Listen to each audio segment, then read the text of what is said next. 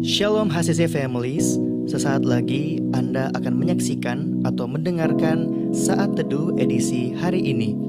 Mari persiapkan hati dan pikiran saudara untuk bersungguh-sungguh mengambil waktu, berdoa, dan menyembah Tuhan bersama-sama. Kami berdoa lewat Saat Teduh ini, saudara dikuatkan dan saudara diubahkan lewat firman Tuhan yang luar biasa. Mari siapkan hati saudara dan selamat menyaksikan. Tuhan, terima kasih. Hanya Engkau juru selamat dalam kehidupan kami, Tuhan. Kami bersyukur, Tuhan. Kami mau berseru lagi, kami mau menyembah-Mu, Tuhan. Kami bawa hati kami, Tuhan, untuk menyembah-Mu, Bapa. Terima kasih, Yesus. Haleluya. Hanya Engkau juru selamatku. Tuhan, Kau setia padaku. Yang ku pegang hanya janji-Mu. Ku percayakan hidupku.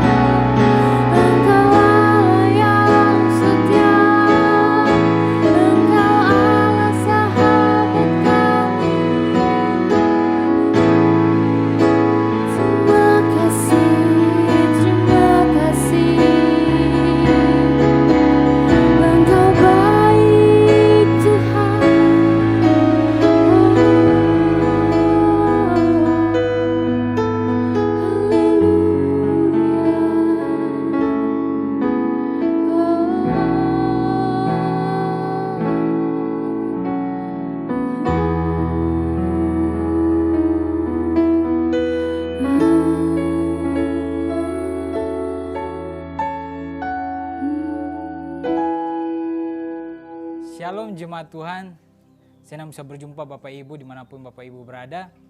Dan sebelum kita mendengarkan kebenaran firman Tuhan, saya mengajak kita untuk berdoa. Terima kasih Tuhan Yesus, segala puji syukur hanya bagi-Mu Tuhan Yesus. Engkau Allah yang begitu baik dalam kehidupan kami. Layakkan kami untuk mendengarkan, bahkan membaca sebagian firman-Mu ya Tuhan Yesus. Urapi kami, urapi setiap jemaat-Mu dimanapun berada, bahkan yang menyaksikan program ini ya Tuhan Yesus. Terpujilah nama-Mu, beracaralah ya Roh Kudus. Haleluya, amin. Saat ini kita akan membahas tentang 7 perkataan Tuhan Yesus yang ada di kayu salib. Tapi saat ini kita akan membahas tentang ibu inilah anakmu. Kita bisa lihat dalam Yohanes 19 ayat ke-26 sampai yang ke-27.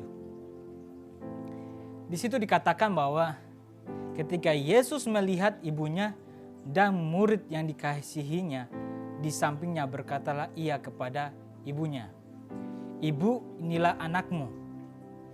Dan ayat ke-27 kemudian katanya kepada murid-muridnya, "Inilah ibumu." Dan sejak saat itu murid itu menerima dia di dalam rumahnya. Bapak Ibu yang terkasih di dalam Tuhan Yesus, kata ibu inilah anakmu. Ini adalah sebuah perkataan Tuhan Yesus yang ada di kayu salib, yaitu perkataan yang ketiga. Ketika kita mengurutkannya, perkataan Tuhan Yesus di kayu salib. Ini adalah perkataan yang ketiga. Dan di sini Yesus sedang menyampaikan kepada ibunya dan murid yang dikasihinya. Dan murid yang dikasihinya, kita tahu banyak penafsir yang mengatakan, yang menjelaskan bahwa murid yang dikasihinya adalah Yohanes.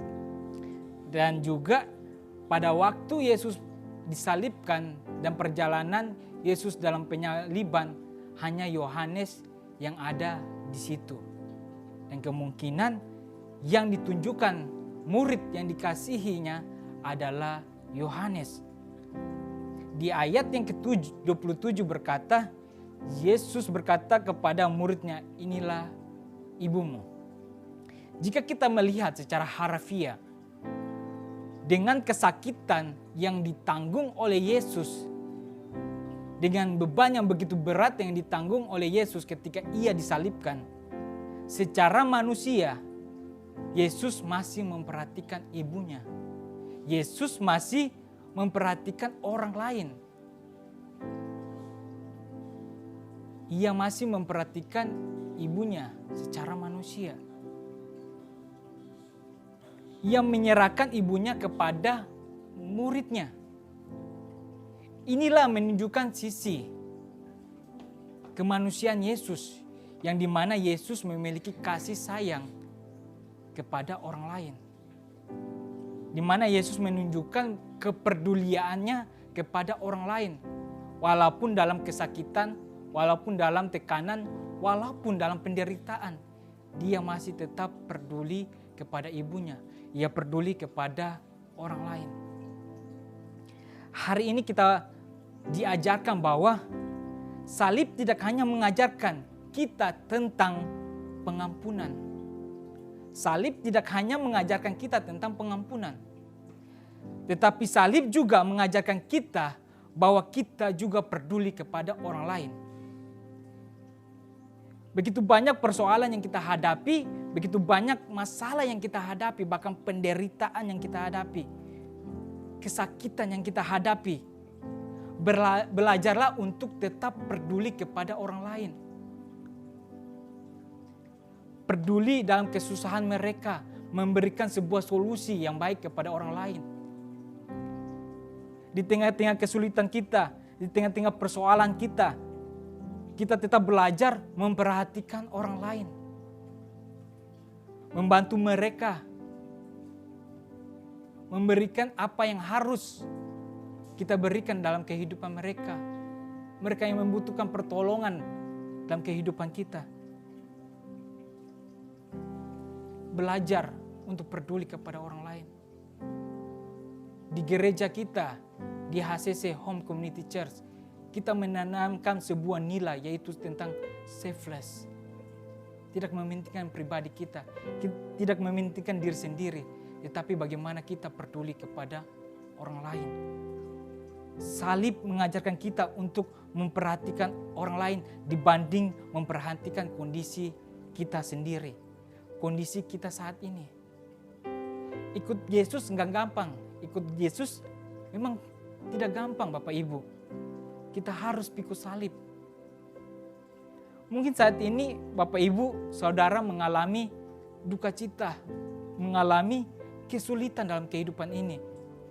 Tidak gampang untuk menolong dan peduli kepada orang lain ketika kita dalam kesulitan.